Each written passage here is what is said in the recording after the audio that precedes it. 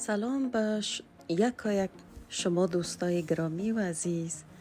امید که شب و روزتان عالی باشه و به امید صحت و سلامتی شما. امروز باز هم یک ویدیوی دارم که من رفته بودم به شهر نزدیک ما که در پهلوی شهر ماست به نام کاف بایرن و در این شهر به خاطر خریداری رفته بودم.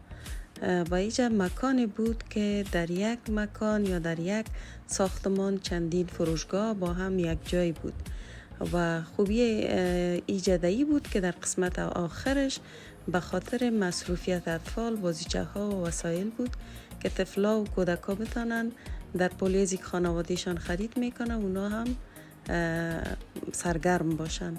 یعنی بهترین انتخاب به خاطر خریداری همیشه برای خصوصا خانوادهایی که طفلای خرد دارن میتونن هم خرید کنن و هم طفلایشان تفریح کنن.